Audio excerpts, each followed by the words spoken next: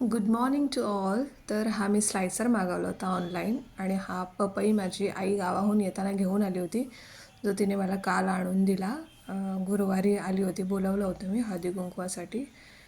तर आता मी पहिल्यांदाच त्याच्यावरती स्लाईस करणार आहे आणि मी आज नाश्त्यासाठी गुजराती सांबारो पपाया सांबारो बनवणार आहे.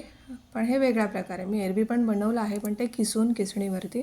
हे मी आता स्लायसरवरती त्याच्या बारीक बारीक स्लाईस करून बनवणार आहे. तर त्याची प्रोसेस अशी आहे साधारण.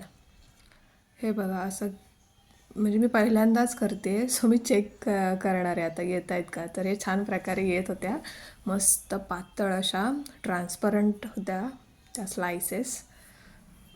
हे बघा, आणि मी त्या किसून घेतल्या. पूर्ण पपई किसला. पपई जरा पिकत आलेला, आतून म्हणजे पूर्ण पिवळा झालेला, सो तो गोड लागत होता. मग कढईत मी तेल घेतलं, त्यात राई टाकली आहे. फडफड होती आहे ती राई, आणि झाकण ठेवलं त्याच्यावरती बाहेर उडू नये म्हणून. आणि जसं राईचं तडतडणं पूर्ण झालं तसं त्यात मी कढीपत्ता टाकला भरपूर, जो माझ्याच आईने गावाहून आणला होता माझ्यासाठी. मिरच्या बारीक कट करून टाकल्या, हे बघा.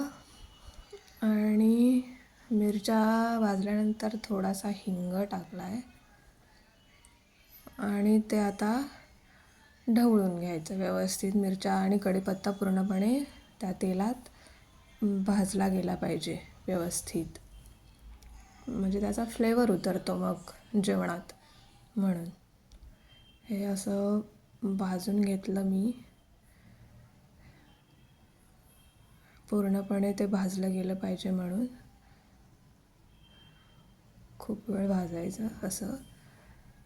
आणि त्यात मी हळद चिमूटभर, एकदम चिमूटभर हळद टाकली आहे, आणि आता ते स्लायसेस त्याच्यात घातले, हे बघा. आणि ते त्याच्यावरती मी पिंक सॉल्ट घातलं चवीनुसार. आपण कोणतंही मीठ वापरू शकतो, पण आमच्याकडे जास्तीत जास्त आम्ही पिंक सॉल्ट प्रेफर करतो. म्हणजे आठवड्यातनं 2 दिवस पिंक सॉल्ट, 2 दिवस ब्लॅक सॉल्ट, आणि 2 दिवस आयोडाइज्ड नमक.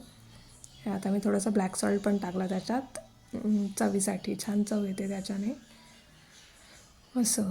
आणि उरलेला 1 दिवस तुम्ही कुठलंही मीठ हवं असेल ते वापरू शकता. त्याच्यावरती एक आता लिंबू पूर्ण पिळून घ्यायचं आहे. लिंबू लक्षात घ्या की ते ज्युसी असायला हवं. जर जास्त रस नसेल तर 2 लिंबं पिळली तरी चालतील. आणि हे बघा, पूर्ण एक अख्खं लिंबू पिळून घ्यायचं आहे. लिंबाच्या बिया काढून घ्यायच्या आहेत, पण मी काढल्या होत्या तरी त्यात पडल्याच आहेत, सो त्या मी आता छोट्या चमच्याने बाजूला काढणार आहे. त्याचबरोबर हे करत असतानाच मी कुकरमध्ये बेसन घेतलं होतं, आणि त्या बेसनमध्ये ओवा आणि मीठ घालून पाण्याने ढवळून ते कुकरमध्ये लावून घेतलेलं छोटं, जे आता पुढे याच्यात मी मिक्स करणार आहे. आता बिया काढून झाल्या आहेत, त्याच्यात मी आता कोथिंबीर टाकली आहे कट करून, आणि ते ढवळून घ्यायचं. हे असं होतं ढवळल्यानंतर काहीसं दिसतं. आणि आता त्या कुकर उघडून त्यातून बेसन बाहेर काढून त्या वाटीतलं बेसन मी कट केलं, अर्धा भाग घेतला त्यातला, आणि आता मी तो किसणार आहे किसणीवरती. गरम होतं फार, म्हणून मग मी ते स्लायसरवरती जे आलं होतं ना एक भांडं, म्हणजे असं पकडून ते किसायचं, त्यातला मी अडकवलं, आणि त्याच्या साहाय्याने मी ते किसत आहे छोट्या किसणीवरती असं बारीक बारीक. आणि मग ते ढवळून घ्यायचं हळूहळू, कारण बाहेर पडू नये, जेणेकरून ओटा घाण होणार नाही. हे बघा, हे असं दिसतंय. आणि सांबारो गुजरातीत याला पपाया सांबारो म्हणतात. मे बी त्यांची रेसिपी वेगळी असू शकते याच्यापेक्षा, आणि छान रुचकर असू शकतं, पण हे सुद्धा खूप सुंदर लागत होतं. मी ह्याच्यात गूळ किंवा साखर काहीच घातलं नव्हतं, कारण पपई ऑलरेडी गोडच होता विकायला आलेला. आम्ही बाहेर गेलो होतो म्हणून मग आईने उशिरा आणून दिला आणि फायनली आम्ही पोळी म्हणजे चपातीबरोबर ते सांबार खायला सुरुवात केली.